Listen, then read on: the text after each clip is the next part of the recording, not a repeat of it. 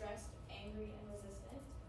And then avoidant attachment style is when someone shows signs of emotional detachment, fear of rejection, commitment issues, and low self-esteem. And then lastly, disorganized attachment style is when someone has a fear of getting hurt, difficulty trusting others, and inconsistent behaviors. And it's our first skit. So we'll be taking turns acting out a scenario and then asking you guys to name which attachment style was just demonstrated.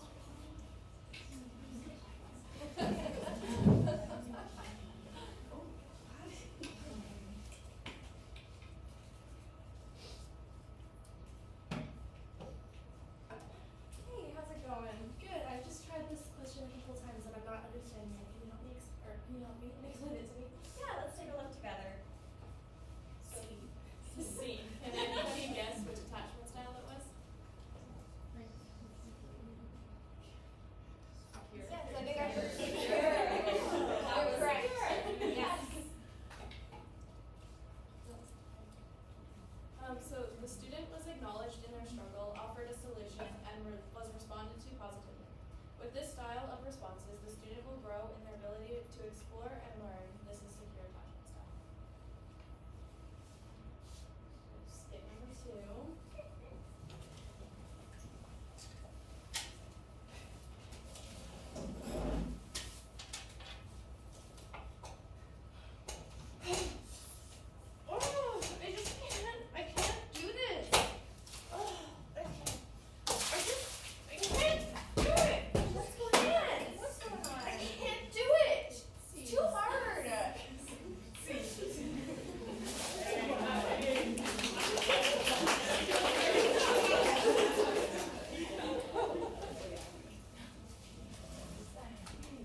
Can anybody guess which attachment style this was? Yes, that's correct. Ambivalent.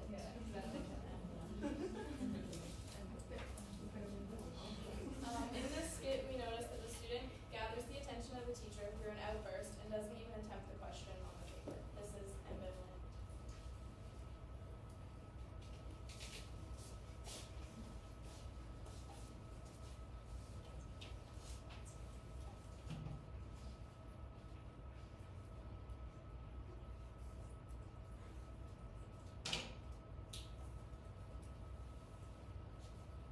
Hey, how's everything going over here?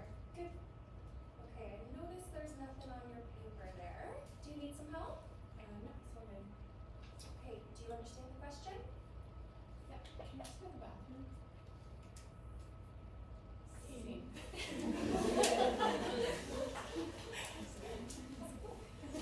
Can anybody guess this attachment style? Avoided.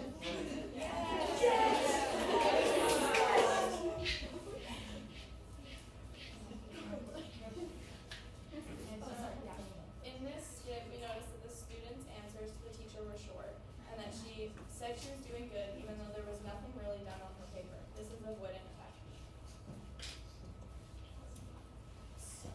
Back to this next door closes as well. Okay, right.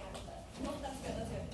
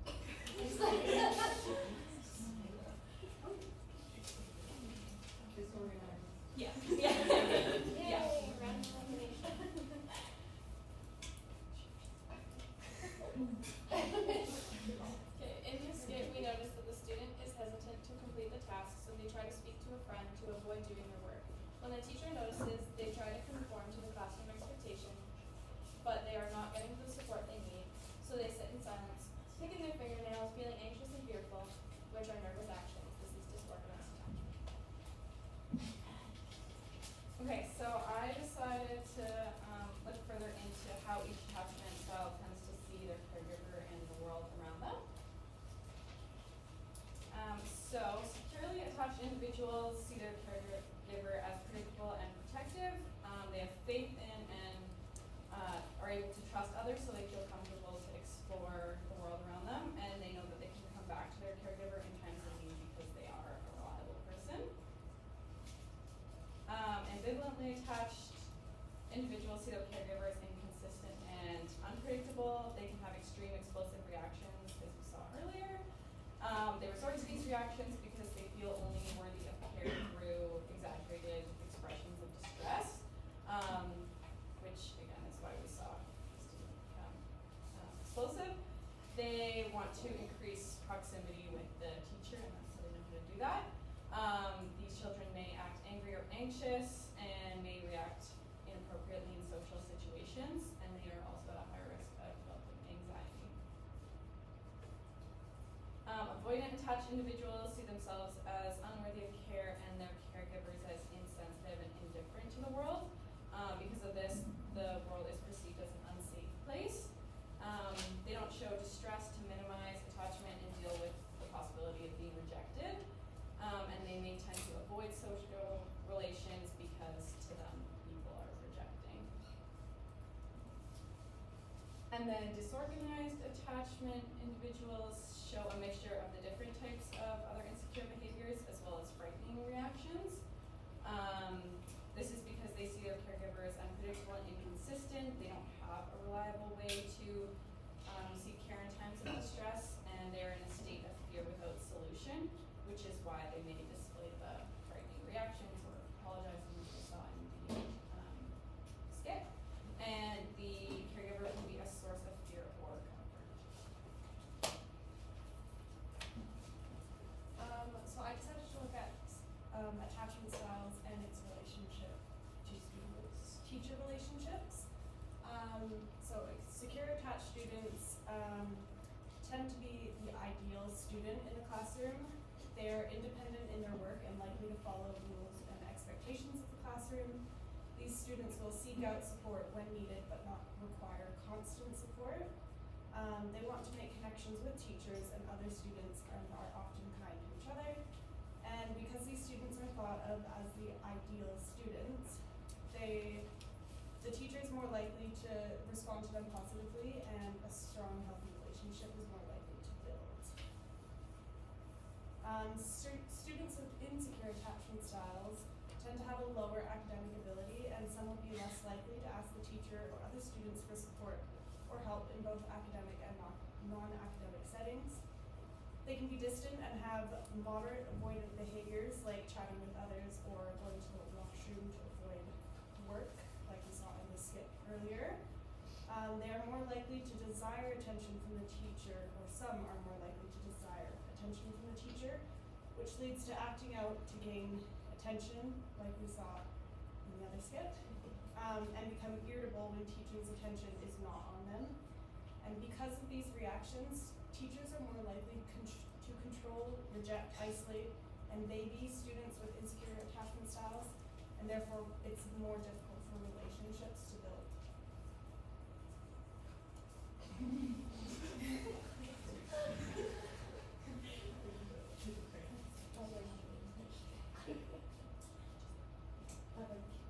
Oh, sorry, that's, yep. So we're going to talk about the brain. So there's the frontal lobe. So the frontal lobe, when you develop that emotional connection with the student, you get the logical thinking, emotional regulation, focus and attention that comes from that the frontal lobe, which is in the front of your head here. So that's super important for the child's developmental skills.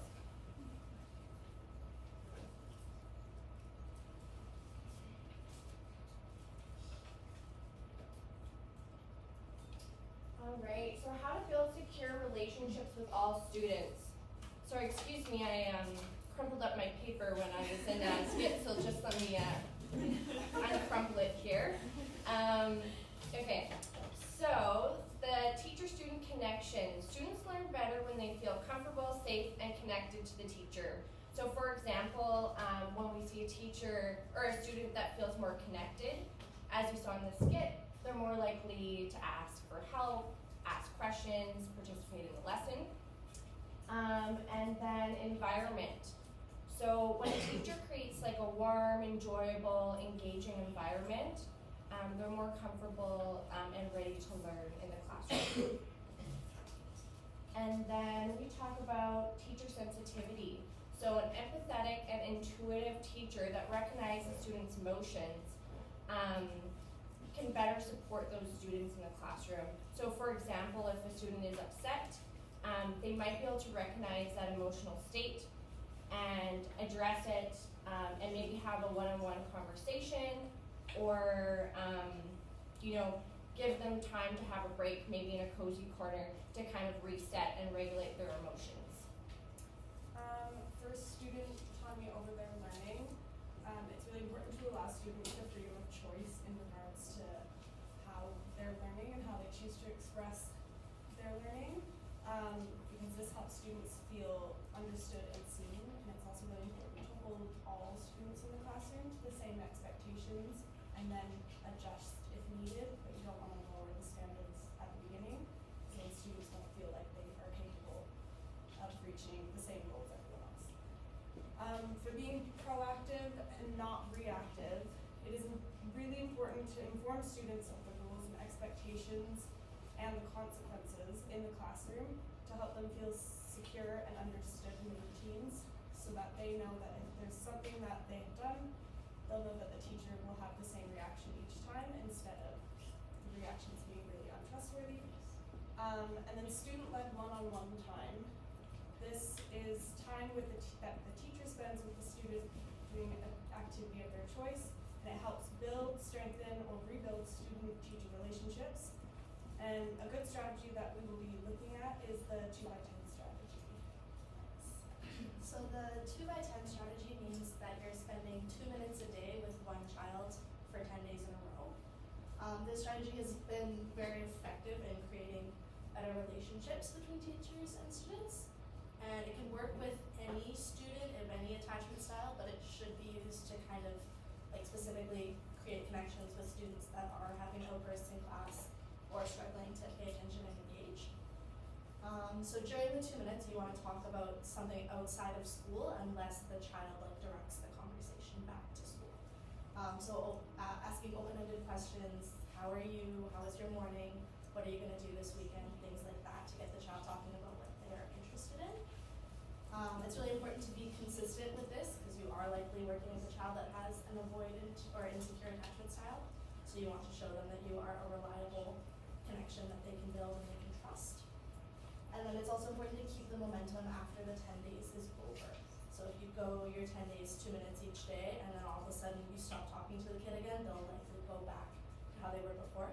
So even not necessarily being with them every single day, but making sure you are still having a connection with that student and saying good morning, checking in with them after the weekends, things like that. Yeah, and then we don't quite have time, but there's a video up there if anybody wants to look into it a little bit more. So today we talked about the 4 attachment styles: secure, ambivalent, resistant, avoidant, and disorganized, and with real-world examples in our skits. We learned about what attachment is and why it's important, and how student-teacher relationships affect attachment styles. We reviewed the research of how styles affect the perception of children's caregivers and their world, and lastly we looked at the 2x10 strategy and how to implement it in your playground.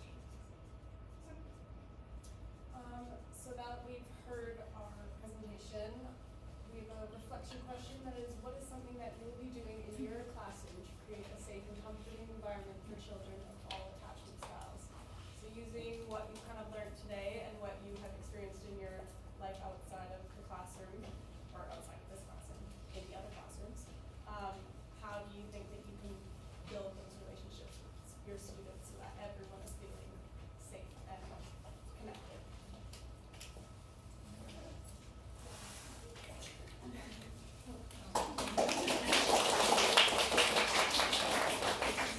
Take a few minutes, folks, just to write away there. I know it'll need a couple minutes to write. And I'd just like to thank you all very much. I must say, Catherine, when you moved into that ambivalent reactionary student, I don't know if you've had this experience experience, but it sort of just sent this, like, fear, spine tingle thing up my back, because, you know, as a teacher, it's always hard to know how to deal with those students, because your response has to be immediate. And you did a